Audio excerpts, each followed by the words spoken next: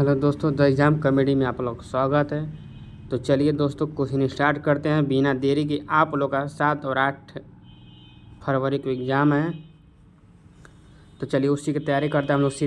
CTET start करते हैं CTET के लिए। दोस्तों इस बार आप लोग बिल्कुल पास होंगे। चलिए क्वेश्चन नंबर 511, समावेशन को बढ़ावा देने के लिए क्या आवश्यक है। दोस्तों ये रिवीजन क्लास है, तो फटाक आप लोग रिवीजन करें।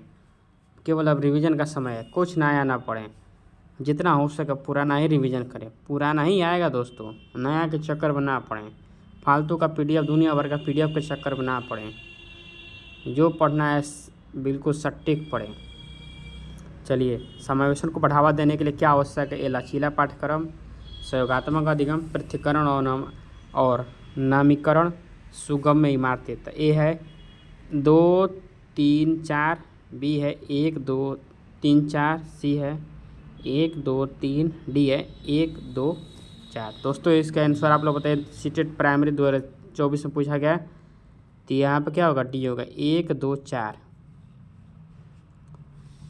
यहाँ पर ये भी सही है, ये भी सही है, और ये गलत क्यों, क्योंकि पृथ्वीकरण और नामीकरण ये निगेटिव पॉइंट है दोस्तों। ठीक है, चलिए नेक्स्ट क्वेश्चन है। यहाँ पर आप लोग को निगेटिव पॉजिटिव अगर जान गए तो अधिकतर क्वेश्चन आप लोगों से हो जाएंगे, और CTET पास करने का एक बेहतर तरीका यही है।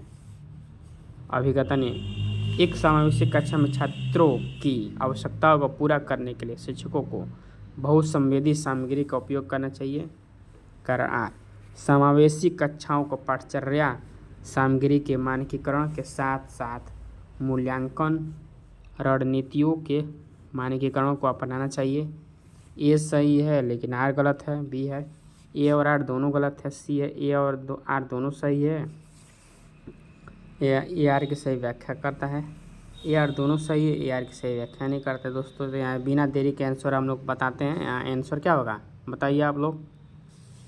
ए होगा, ए सही है और आर गलत है। चलिए आर क्यों गलत है, क्योंकि यहाँ मानकीकरण की बात किया है, तो एक निगेटिव पॉइंट है, ये पॉजिटिव है, ये निगेटिव है, तो ये निगेटिव है। चलिए दोस्तों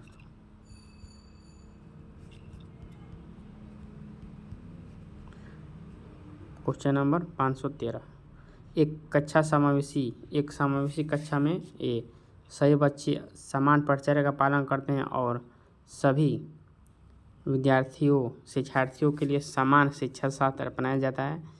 बी है विशेष बच्चे हमेशा अपने परिचर्या पर काम करते हैं। सी है सभी बच्चों की कक्षा की गतिविधियों तक पहुंच है, वे कक्षा की क्रिया में शामिल है। विशेष बच्चों को जरूरतमंद और आश्रित के रूप में देखा जाता है। तो एक समावेशी कक्षा क्या है,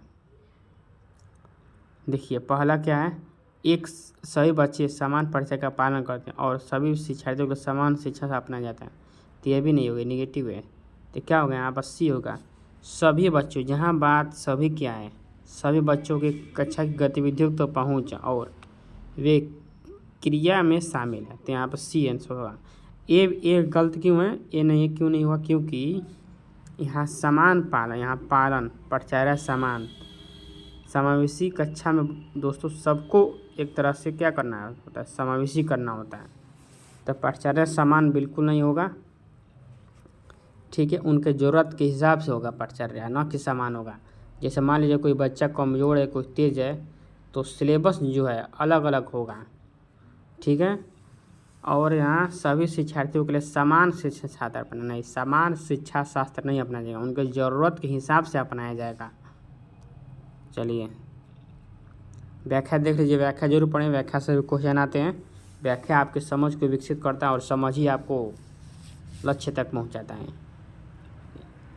चलिए 514, वंचित वर्गों से संबंधित विद्यार्थियों के समावेशन के लिए विविध परंपराओं के प्रति जागरूकता और संवेदनशीलता को बढ़ावा देना चाहिए। बी, पहचान आधारित रूढ़ियों को प्रमाणित और प्रोत्साहित किया जाना चाहिए। सी, सामाजिक संबद्धता के आधार पर कक्षा में अलगाव करना चाहिए। डी, समान क्षमताओं के आधार पर विद्यार्थियों को समूहों में विभाजित करना चाहिए। तो यहाँ पर देखिए ए होगा, विविध परंपराओं के प्रति जागरूकता और संवेदनशीलता को बढ़ावा देना चाहिए। चलिए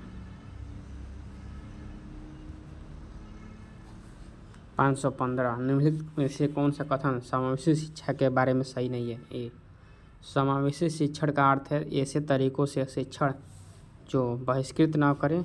बी, समावेशी शिक्षण का अर्थ है उस शिक्षा शास्त्र को अपनाना जो सभी शिक्षार्थियों की आवश्यकताओं का समर्थन करता है। सी, एक समावेशी कक्षा भाषा शैली में अंतर को समायोजित करती है और सहयोग को बढ़ावा देती है।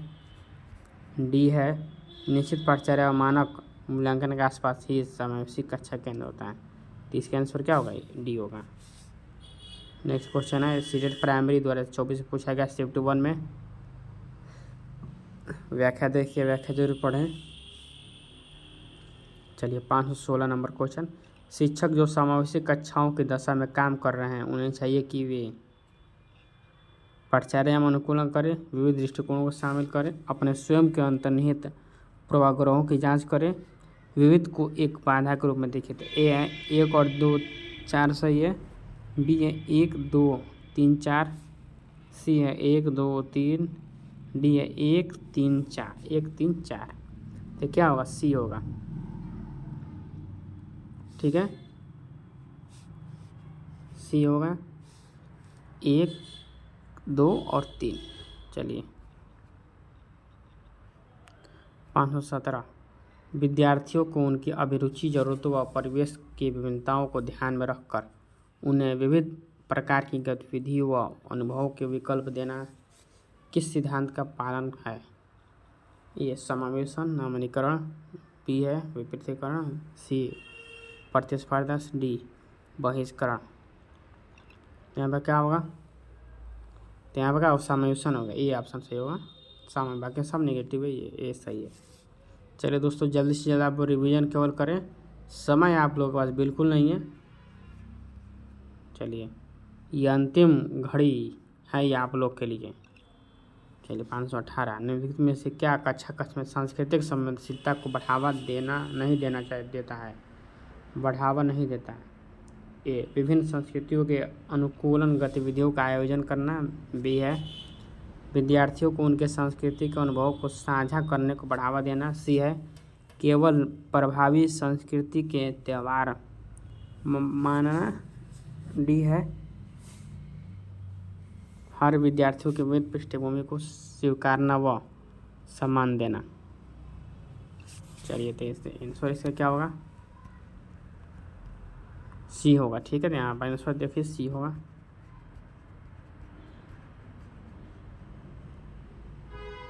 केवल देखिए गलत क्या पूछा है, कौन सा बढ़ावा नहीं देता? तो केवल है ना, तो नेगेटिव पॉइंट है।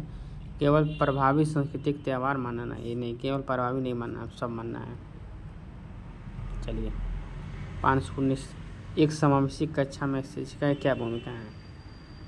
ए, बच्चों की विविध ज़रूरतों का पता लगाना व उनका ख्याल रखना। बी है केवल कुछ खास विद्यार्थियों पर ध्यान देना। सी है बच्चों को उनकी अकादमिक क्षमता के आधार पर पहचानना व उनका परीक्षण करना। डी है खास ज़रूरतों वाले बच्चों को विशेषज्ञ के पास भेजना व सुनिश्चित करना कि उन्हें अलग संकाय में पढ़ाया जाए।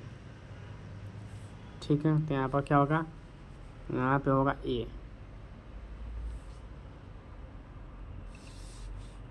बच्चों की विभिन्न ज़रूरतों का पता लगाना व उनका ख्याल रखना।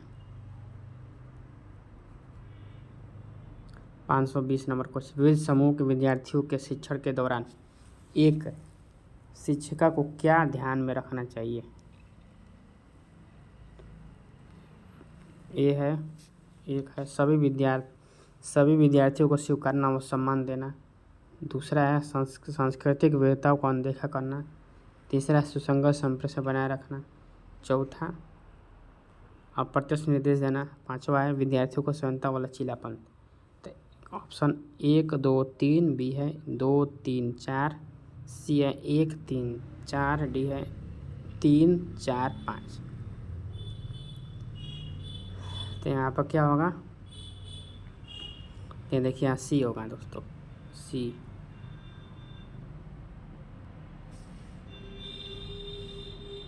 ठीक है। एक भी सही है, एक भी सही है, ठीक है, और 3 भी सही है और 5 भी सही है। यह प्रत्यक्ष निर्देश ये गलत है। सांस्कृतिक विधि को अनदेखा नहीं करना चाहिए, तो ये गलत है। चलिए, समावेशी शिक्षा में किसकी आवश्यकता है?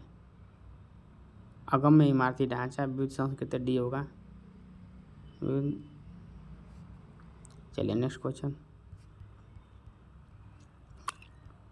522 अभिकथन है, सुविधा वंचित समूह से आने वाले विद्यार्थियों की आवश्यकताओं को संबोधित करने के लिए एक अध्यापक को उनके सामाजिक सांस्कृतिक संदर्भ को जानना चाहिए। पाठचर्या की कारण आ रहा है, पाठचर्या की अभिकल्पना औसत विद्यार्थियों को ध्यान में रखकर करनी चाहिए। ए और आर दोनों सही है, आर ए की सही व्याख्या करता है। बी है, ए और आर दोनों सही है, आर ए की सही व्याख्या नहीं करता है। डी है, ए सही है लेकिन आर गलत है। डी है, ए और आर दोनों गलत है। चलिए, तो यहाँ पर क्या होगा? सी होगा, ए सही है लेकिन आर गलत है। आर गलत क्यों? क्योंकि पाठचर्या की औसत विद्यार्थियों को ध्यान में, औसत विद्यार्थी ने हम सभी विद्यार्थियों को ध्यान में रखना चाहिए। चलिए नेक्स्ट क्वेश्चन है 523, सुविधा वंचित समूहों से संबंध रखने वाले विद्यार्थियों के समावेशन में निम्नलिखित में से किसके द्वारा अवरोध उत्पन्न होता है? ए रूढ़िवाद स्थापित धारणा है, बी है बाल केंद्रित उपागम, सी रचनात्मक, बी व्यक्तिगत भिन्नताओं को ध्यान रखना। तो यहाँ पर क्या होगा? ए होगा, रूढ़िवाद और स्थापित धारणाएं। ठीक है दोस्तों, हमारे चैनल द एग्जाम कम्युनिटी को आप लोग सब्सक्राइब कर, लाइक करें, शेयर करें और बताएं कि आप लोगों को क्लास कैसा लगा। चलिए क्वेश्चन नंबर 524, वंचित समूहों से संबंधित विद्यार्थियों को सफल समावेशन हेतु इनमें से क्या बाधा बन जाती है? ए सांस्कृतिक और धार्मिक विविधता का समारोह, बी उनके सामाजिक समूहों से संबंधित प्रेरणा स्रोतों की अभिस्वीकृति, बी सी है विभिन्न प्रथाओं में अंतरों को प्रकाशित करना और उनमें पदानुक्रमता स्थापित करना, डी है एक साझी राष्ट्रीय अभिस्मता मनोगत करना और संबंधता को के भाव को बढ़ावा देना, सी है।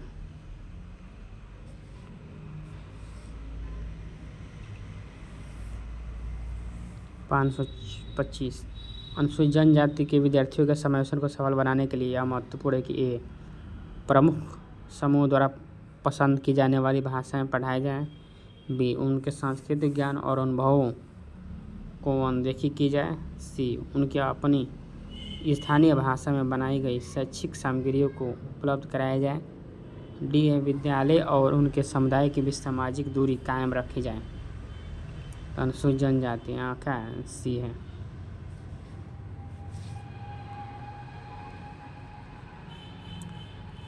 चलिए 526 नंबर क्वेश्चन अभी कहते नहीं, विविध सामाजिक आर्थिक पृष्ठभूमि वाले विद्यार्थियों की आवश्यकताओं को पूरा करने के लिए एक शिक्षक को मानकीकृत पाठचर्या अपनानी चाहिए। सरकार मानकीकृत पाठचर्या सभी प्रकार की व्यक्तिगत विभिन्नताओं को ध्यान में रखती है। ए और आर दोनों सही है और आर ए की सही व्याख्या करता है। बी है, ए और आर दोनों सही है लेकिन आर ए की सही व्याख्या नहीं करता है। सी है, ए सही है लेकिन आर गलत है। डी है, ए और आर दोनों गलत है।